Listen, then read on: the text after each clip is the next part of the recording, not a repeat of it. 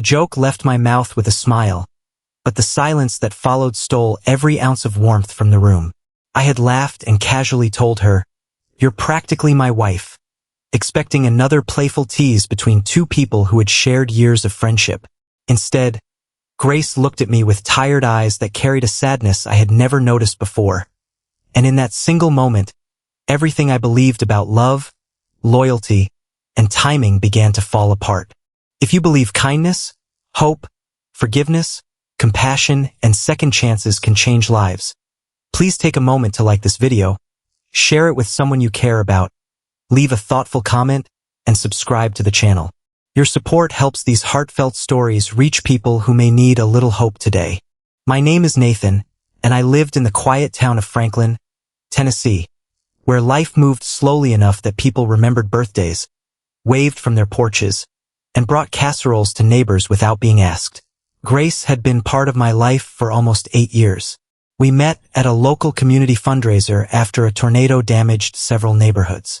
While everyone else hurried through the cleanup, she stayed long after sunset, comforting frightened families and organizing volunteers with a calm strength that inspired everyone around her. From that day forward, she became my closest friend. We celebrated promotions together, helped each other through family illnesses, fixed broken furniture, watched football every autumn, and somehow built a life that looked remarkably like a marriage without ever calling it one. People constantly assumed we were a couple. We laughed every time someone asked when the wedding was. I always brushed it off by saying we were just too comfortable ruining a good friendship. Deep down, I convinced myself there would always be another tomorrow to think about love. There was no rush. Grace would always be there.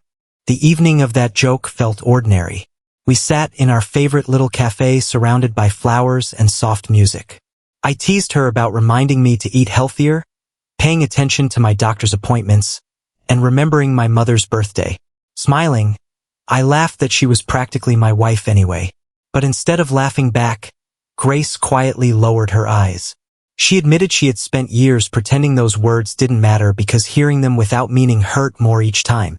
She confessed she had loved me almost since the day we met but refused to ask for more because friendship was too precious to lose. Then she gently told me she had accepted a teaching position in Oregon and would be leaving in 2 weeks to start over somewhere she could finally let her heart heal. Her words hit me harder than any heartbreak I had ever imagined. For the first time, I saw all the invisible sacrifices she had made while waiting for feelings I never had the courage to examine. The drive home felt endless. Every memory replayed itself with new meaning. Every birthday cake she baked, every late-night phone call she answered, every difficult season she stood beside me suddenly looked less like friendship and more like unconditional love, patiently waiting to be noticed. The following days became a battle between fear and honesty. I questioned whether I truly loved Grace or simply feared losing the comfort she brought into my life. My older sister, Rebecca, listened without judgment before asking one question that changed everything. She asked whether I could honestly picture my future without Grace in it. I tried to imagine birthdays, holidays, quiet Sunday mornings, and growing old without her laughter filling those moments. The picture felt painfully empty. On Grace's final evening in Tennessee, the entire community gathered at the church hall for a farewell dinner. Families she had helped over the years lined up to thank her. Children handed her handmade cards. Elderly neighbors hugged her with tears in their eyes. Watching everyone celebrate the woman who had quietly changed countless lives made me realize I had nearly let the greatest blessing in mine walk away simply because I was afraid of risking rejection. When the evening ended and people slowly drifted home, I finally stopped hiding behind jokes.